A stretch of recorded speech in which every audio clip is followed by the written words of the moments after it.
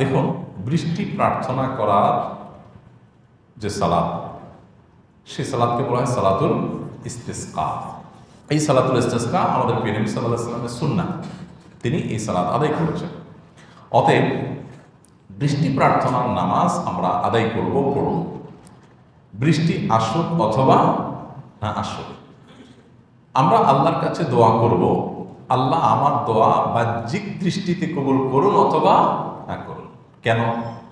একটা জিনিস চেয়ে যদি নাই পাই তাহলে চাইবো কেন? কারণ হলো, এটা দুনিয়ার মানুষের কাছে চাওয়া নয়।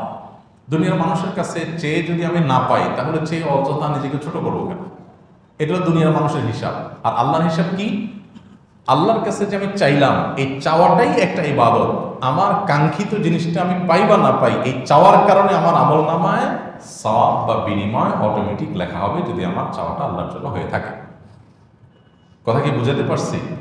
দোয়া করাটাই একটা কি ইবাদত। দোয়ার মাধ্যমে আমি যা চাইলাম সেটা আমি পাইলাম কি না পাইলাম এটা দেখার দরকার নেই। আমি যদি নাও পাই তারপর শুধু দোয়া করার মাধ্যমেই আমি একটা ইবাদত করলাম এবং নেক আমলের উপযুক্ত হয়ে গেলাম ইনশাআল্লাহ। এক।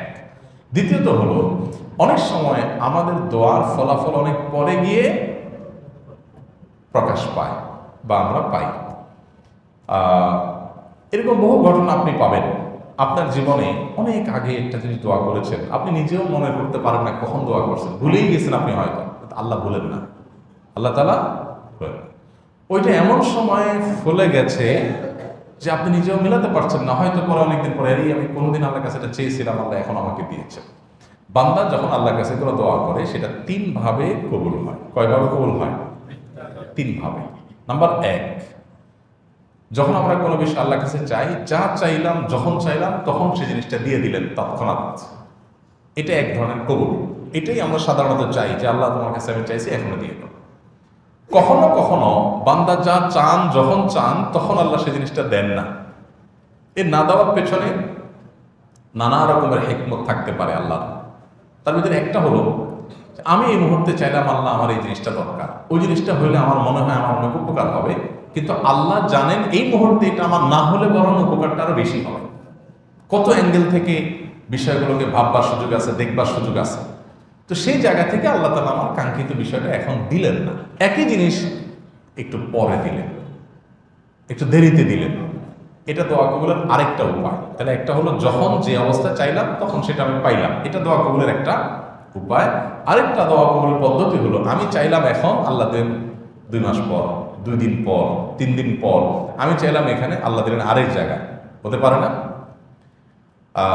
চুয়াডাঙ্গায় আপনারা দেখেছেন ওলামা একরাম ইস্তেসকা পড়েছেন, তার আগের দিন আমরা ইস্তেসকার নামাজ পড়েছি, না যেন একই দিন আমরা ইস্তেসকার নামাজ পড়েছি, এবং রাতে সেখানে স্বস্তির বৃষ্টি হয়েছে। অর্থাৎ এমন বৃষ্টি হয় না যে ফসলের ক্ষতি হয়।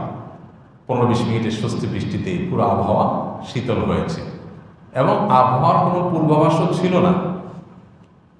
তো এই বিষয়টি দোয়া কবুলের একটা কি আলামত।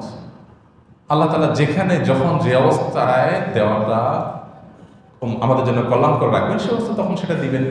ইমানদার হিসেবে আমরা 2 অবস্থাতেই আল্লাহ তাআলার উপর সন্তুষ্ট থাকবো। তৃতীয়ত, দোয়া কবুলের আরেকটা প্রক্রিয়া হলো, যখন যা চাইলাম তখন তো দিলেনই না, আবার পরেও দিলেন না, জমা রেখে দিলেন যে বান্দা দোয়া করছো, এটার বিনিময়ে তোমাকে আমি এখন দিলাম না, জমা থাকো, তুমি আমার কাছে পাবা। আখিরাতে বান্দাকে আল্লাহ তাআলা তার বিনিময়ে সওয়াব দিয়ে দেন। এই তৃতীয় প্রকার বিনিময় দেখে কিয়ামতের ময়দানে বহু মানুষ আল্লাহর কাছে বলবে যে, আল্লাহ, দুনিয়াতে আমার কোনো দোয়া পূরণ না হয়ে যদি এখানে আখিরাতে পাইতাম কতই না ভালো হতো। কারণ দুনিয়াতে আমার যে প্রয়োজন পূরণ হবে সেটা তো সীমিত সময়ের জন্য, খুব ক্ষুদ্র প্রয়োজন পূরণ, আর এখানে তো এটা আমার অন্তঃসংস্কারের জন্য কাজে আসছে।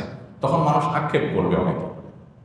এই জন্য ভাই, ঈমানদারের বিষয় সম্পর্কে নবীজি সাল্লাল্লাহু আলাইহি ওয়াসাল্লাম বলেছেন, আজাবান লিআমরিল মুমিনি ইন্না আমরাহু কুল্লাহু খায়র। ঈমানদারের পুরো জীবনটাই হলো আপনার সারপ্রাইজিং, পুরো জীবনটাই হলো তার জন্য আনন্দের, এবং তার হারাবার কিচ্ছু নেই ঈমানদারের। কারণ ইন আসাবাহু খায়রুন, ঈমানদারের জীবনে যদি ভালো কিছু আসে, শাকার আসে, আল্লাহর কাছে শুকরিয়া আদায় করে, তাহলে ভালো কিছুও পাইল বা শুকরিয়া আদায় করে সওয়াব পাইল, ডাবল। ওয়াইন আসাবাহু শাররুন, আর যদি ঈমানদারের কোনো বিপদ আপদ হয়, সমস্যা হয়, যা চাইলো তা পাইল না, তখন সবর আসে, সবর করে যে ঠিক আছে না পাইলে আমি আল্লাহর উপর সন্তুষ্ট, তখন সে বিনিময় লাভ করে। তাহলে হাতির মতো মূল্যেও লাখ, বাঁচলেও লাখ।